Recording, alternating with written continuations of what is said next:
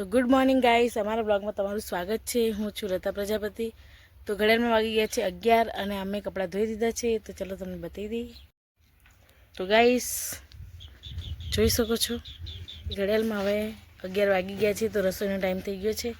તો ચલો રસોઈ કરીએ, પણ એના પહેલાં તમને બહારનું વાતાવરણ બતાવી દઈએ। ચલો તો ગાઈસ એવું છે કે બહાર તો કંઈ છે નહીં આજે, એવું ને એવું તો આપણે રોજનો મોસમ એવો જ છે, પણ તો બી તમે કહો તો તમને નજારો બતાવી દઈએ। ચાલો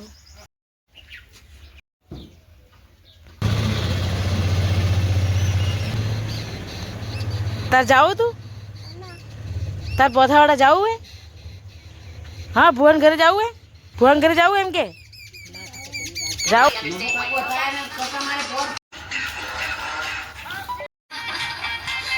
તો ગાઈસ આપણે જમી લીધું છે, રાજભાઈ જમાડી દીધા છે, ઘરના બધા સદસ્ય જમી લીધું છે। તો હવે વારી આવી છે વાસણ ઘસવાની। તો ચલો વાસણ ઘસવામાં કોઈ સાથ નહીં આપે, ખાલી જો એક વાત કહું તમને, કોઈ ક્યાંય સાથ ના આપે, કોઈના ભરોસે રહેવાનું નહીં। આપણે જાતે જ આપણું કામ કરવું પડશે, કોઈ આપણું કામ કરશે નહીં। અને તમે જુઓ યાર ચોકડીમાં કેટલો તડકો હોય, જુઓ તમે, દેખાયો કેટલો તડકો હોય। મને વાસણ ઘસવાનું જોર નહીં ઓછું આવે, એટલે આવે તો ખરી, એમ તો સાચું કહું ને તો મને જોર તો આવે જ વાસણ ઘસવાનું, પણ આ તડકો જોઈને વધારે વાસણ ઘસવાનું જોર આવે।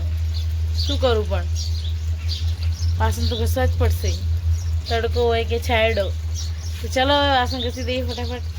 આ તો આ શું હોય કે ખબર, આ વિડીયો બનાવીએ ને એટલે હે ને થોડું માઇન્ડ ફ્રેશ રહે છે, એટલે ફટાફટ ઘસી દઉં। ચલો 5 જ મિનિટમાં વાસણ ઘસી દઈશ।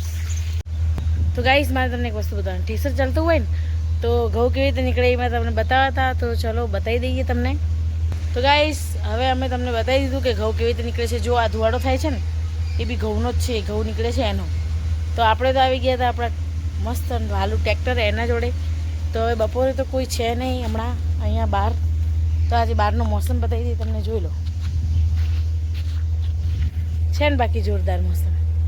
તો ચલો મારા જોડે તમને મોસમ જોવાનો મજા જ આવતી હશે, પણ એમને અમે તમને મોસમ બતાવી દઉં। ચલો ભાઈ, આ છે અમારા આંગણાનો લીમડો, અને આ રહ્યું અમારા તબેલાની દિવાલ, આ રહ્યું ટ્રેક્ટર, ને આ રહ્યું ટ્રોલું, આ રહ્યું અમારું પાણીનું ટાંકું। અને ખેતર બાજુ જઈશું તો તમે જોઈ શકો છો કે અમારા ખેતરમાં મસ્ત મજાનું ખેડી દીધું હતું, હવે બાજરી પહેરી પણ દીધી છે। તો તમને નજીકથી બતાવી દઉં, જો હવે ધીમે ધીમે છે ને ઉગવા માંડી છે બાજરી। અને જો ઠેસર દેખાય તમને, એ ઘઉં કાઢવાનું ઠેસર ચાલુ છે। અને બહારનું વાતાવરણ બીજું બધું તમને દેખાતું જ હશે।